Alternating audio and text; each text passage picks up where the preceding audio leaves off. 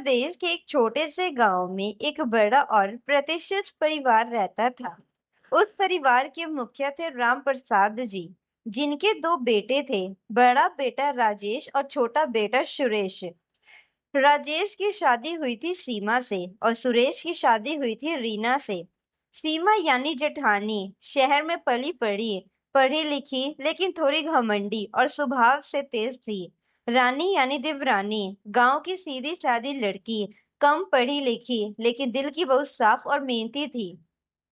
जब रीना पहली बार घर आई, उसने पूरे घर को अपनाने की कोशिश की। वह सुबह जल्दी उठती, सास के पैर छूती, रसोई संभालती और हर काम मुस्कुराते हुए करती। वहीं दूसरी और सीमा को ये सब बिल्कुल पसंद नहीं था। इतना काम करने की क्या जरूरत है, नौकरानी बनी हुई है क्या? सीमा अक्सर ताना मारती। रीना बस मुस्कुरा देती। दीदी, घर का काम है, अपना ही तो घर है। सीमा को उसकी ये सादगी और विनम्रता खटकने लगी।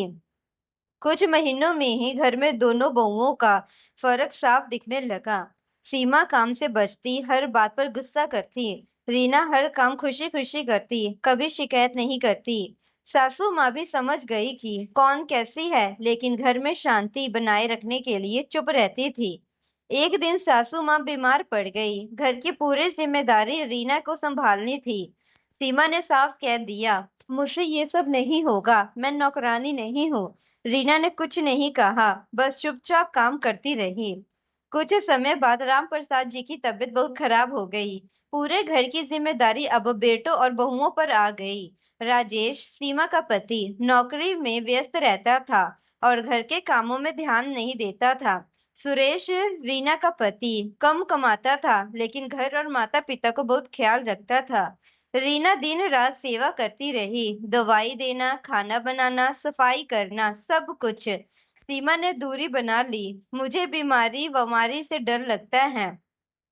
राम प्रसाद जी को एहसास हो गया कि कौन उनके साथ खड़ा है और कौन नहीं।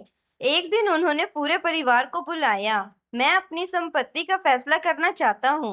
सब चौंक गए। उन्होंने कहा, जो इस घर को संभालेगा वही इस घर का असली हकदार होगा। सीमा के चेहरे पर खुशी आ गई। उसे लगा सब कुछ उसे मिलेगा। लेकिन राम प्रसाद जी ने आगे कहा, रीना, आज से इस घर की जिम्मेदारी तुम्हारी है। सीमा को ये बात बिल्कुल पसंद नहीं आई। वे चिल्लाने लगी, मैं बड़ी बहू हूँ, एक मेरा है। लेकिन राम प्रसाद जी शांत रहे।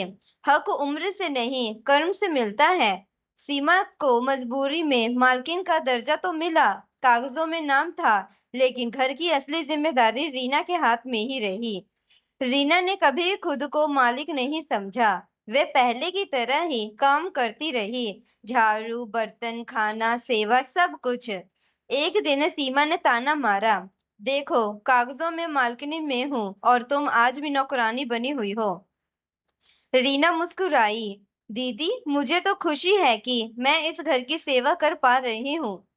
समय बीता गया। सीमा के पास सब कुछ था, नाम, पैसा, अधिकार, लेकिन दिल में हमेशा जलन और गुस्सा था। रीना के पास कुछ भी नहीं था, ना नाम, ना अधिकार, लेकिन उसके चेहरे पर सुकून और खुशी थी। एक दिन गांव की औरतों ने पूछा, सीमा जी, आप तो मालकिन हैं, फिर भी हमेशा नाराज क्यों रहती हैं? सीमा चुप हो गई।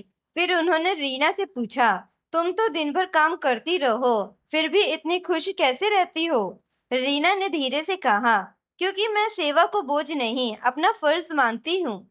एक दिन सीमा बीमार पड़ गई।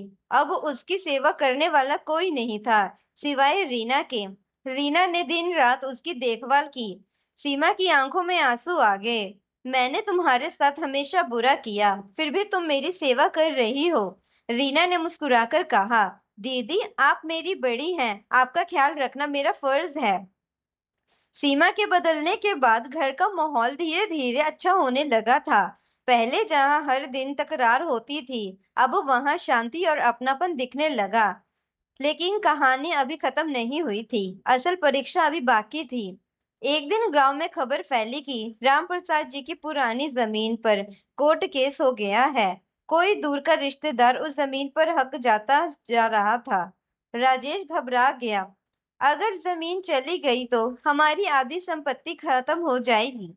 सीमा फिर से परेशान हो गई। अगर जमीन चली गई तो हमारी आधी संपत्ति खत्म हो जाएगी।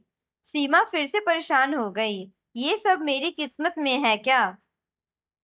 लेकिन रीना शांत रही। घबराने से कुछ नहीं होगा। हमें मिलकर इसका हल निकालना होगा। कोर्ट में चक्कर शुरू हो गए। पैसे भी खर्च होने लगे। राजेश ने साफ कह दिया, मैं इतना खर्च नहीं उठा सकता। सुरेश ने अपनी छोटी सी बचत निकाल ली। जो है हम लगा देंगे, पर बचाना जरूरी है। सीमा को ये बात फिर चुभ गई। हम क्यों दे पैसे? ये सब पापा की जिम्मेदारी थी। रीना ने धीरे से कहा, दीदी, अब पापा नहीं है। अब ये घर हमारा है। एक रात रीना ने सुरेश से कहा, हम अपनी जमीन का छोटा हिस्सा बेच देते हैं। सुरेश चौंक गया। वो हमारी इकलौती पूंजी है। रीना बोली, अगर घर ही नहीं रहेगा तो जमीन का क्या करेंगे? सुरेश उसकी बात मान गया। जब सीमा को पता चला तो उसने सोचा, अगर ये लोग अपनी जमीन बेच देंगे तो बाद में सब कुछ हमारा ही होगा।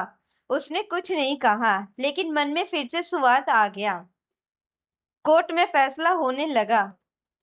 सभी लोग बहुत तनाव में थे। जज ने सभी कागज देखे, गवाहों की बात सुनी और फिर फैसला सुनाया। जमीन का असली हक राम प्रसाद जी के परिवार का है। सबकी आंखों में खुशी के आंसू आ गए। कोर्ट के बाद वह रिश्तेदार खुद रीना के पास आया और बोला, मैंने केस इसलिए किया था ताकि देख सकूं कि इस घर में असली हकदार कौन है। और आज समझ गया कि घर तुम्हारी वजह से ही टिका हुआ है।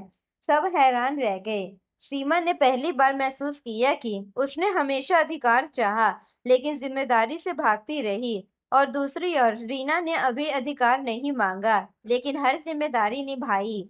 उसकी आंखों में आंसू निकल आए। घर लौटने के बाद सीमा ने सबके सामने कहा, आज से इस घर की असली मालकिन रीना है। मैंने सिर्फ नाम चाहा था, लेकिन इसने दिल से घर संभाला है। रीना ने तुरंत मना कर दिया, दीदी, घर किसी एक का नहीं होता, हम सबका होता है। उस दिन के बाद सीमा ने भी घर के कामों में हाथ बटाना शुरू किया। रीना ने उसे हर काम सिखाया, बिना किसी अहंकार के। दोनों बहुओं की तरह रहने लगी। गांव वालों भी कहने लगे, ऐसी देवरानी जेठानी हर घर में होनी चाहिए।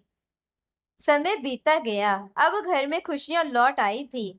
सीमा और रीना अब सिर्फ जेठानी देवरानी नहीं, बल्कि सगी बहनों की तरह रहने लगी थी। लेकिन जिंदगी में बदलाव कभी रुकता नहीं। एक नई कहानी शुरू होने वाली थी। नई पीढ़ी की कहानी। कुछ साल बाद सीमा के घर एक छोटा बुआ आरव, रीना के घर में एक छोटी बेटी पायल। पूरा घर खुशियों से भर गया। सीमा ने पहली बार दिल से रीना को गले लगाया। हमारी किस्मत देखो, एक बेटा और एक बेटी, घर पूरा हो गया। रीना मुस्कुराई, हाँ दीदी, अब ये घर और भी खुशियों से भर जाएगा। दोनों बच्चे साथ बड़े होने लगे। आरव थोड़ा जिद्दी और शरारती था, थोड़ा अपनी माँ सीमा पर गया था। पायल शांत, समझदार और मदद करने वाली थी, बिल्कुल रीना जैसी। सीमा अक्सर आरव की हर जिद पूरी करती। मेरा बेटा है, जो चाहे करेगा। रीना पायल को समझाती, बेटा, हमेशा सही रास्ता चुनना। धीरे धीरे सीमा फिर वही गलती करने लगी। आरव को जरूरत से ज्यादा लाड प्यार देना, उसकी हर गलती को नजरअंदाज करना। रीना ने एक दिन प्यार से समझाया, दीदी, बच्चे को प्यार के साथ साथ संस्कार भी जरूरी है। सीमा को ये बात अच्छी नहीं लगी। तुम मुझे सिखाओगी कि बच्चे कैसे पालते हैं? रीना चुप हो गई, लेकिन उसे अंदर ही अंदर चिंता होने लगी। समय के साथ बच्चे बड़े हो गए। एक दिन स्कूल में शिकायत आई, आरव ने अपने दोस्त के पैसे चुरा लिए थे। घर में हड़कंप मच गया। सीमा ने पहले तो यकीन नहीं किया, मेरा बेटा ऐसा नहीं कर सकता। लेकिन सच सामने आया। रीना ने आरव को अपने पास बुलाया और बहुत प्यार से पूछा, बेटा, अगर तुम्हें कुछ चाहिए तो तुम मांग सकते हो, चोरी क्यों की? आरव रोने लगा, मम्मी तो हमेशा मुझे सब देती है। मुझे लगा अगर खुद ले लूं तो कोई बात नहीं।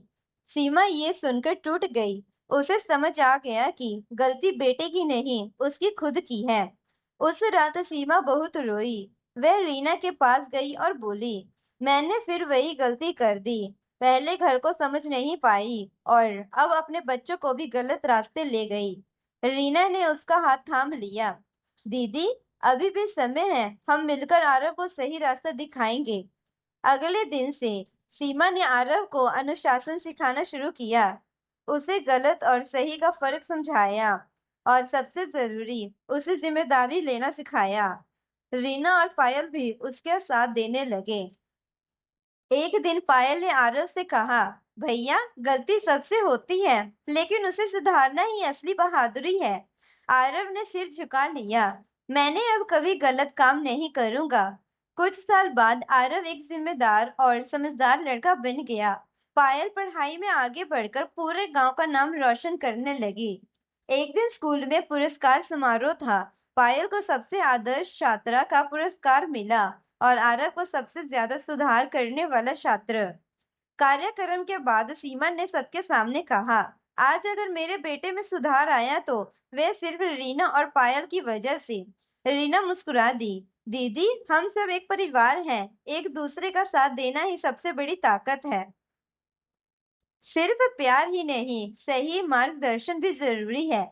गलती करना गलत नहीं, उसे सुधारना सबसे बड़ी बात है। असली खुशी दूसरों को खुश देखकर मिलती है। जेठानी मालकिन बनकर भी नाराज रही, क्योंकि उसके पास सब कुछ होते हुए भी सुकून नहीं था। देवरानी नौकरानी बनकर भी खुश रही, क्योंकि उसके दिल में सेवा, प्यार और सच्चाई थी।